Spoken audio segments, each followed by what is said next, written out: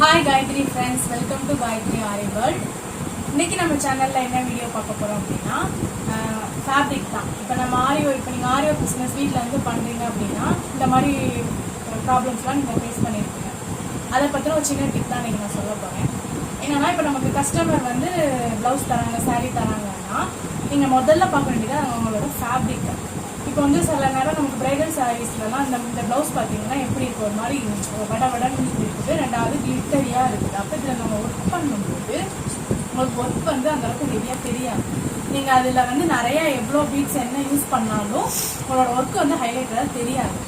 So நம்ம bridal blouse ஆரி work பண்ணுறதே நம்மளோட சாரீ அழகாக காட்டுறதுக்கு தான், இந்த வீடியோஸ்லாம் நமக்கு ப்ளவுஸ் அழகாக தெரிகிறதுக்கு தான் நம்ம வந்து ஒர்க் கொடுக்குறாங்க.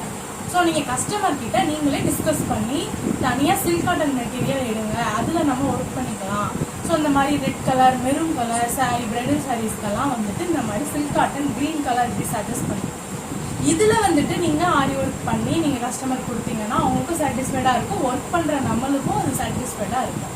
ஓகேங்களா? இல்லை நீங்கள் இப்போ சிம்பிளாக எனக்கு ஆரி ஒர்க் போதும் அப்படின்னு கஸ்டமர் தராங்க, சாரீலே ஒர்க் பண்ணி கொடுங்க அப்படின்னு நம்மகிட்ட தராங்கன்னா அந்த சாரீ ஓப்பன் பண்ணி பார்த்து அதில் நமக்கு கிளாத் எப்படின்னா சில சாரீஸ்லாம் வந்து அவங்க ரேட் கம்மியாக எடுத்துருந்தாங்கன்னா அதில் நீங்கள் அந்த ப்ளவுஸோட ஃபேப்ரிக் வந்து உங்களுக்கு ஒரு ஆரி ஒர்க் பண்ணுறதுக்கு கரெக்டாக இருக்காது. அதில் என்ன கம்ப்ளைண்ட் வரும் அப்படின்னா சில டைம்ஸ் அதில் நீங்கள் ஒர்க் பண்ணிட்டு இருக்கும்போது அதில் நூலெல்லாம் இதாகிட்டு வரும், நிறையா ப்ராப்ளம்ஸ் அதில் வரும். ஒர்க் முடிச்சதுக்கப்புறம் பார்த்தீங்கன்னா துணி வந்து ஒரு மாதிரி இழுத்துட்டு அந்த மாதிரி இருக்கும்.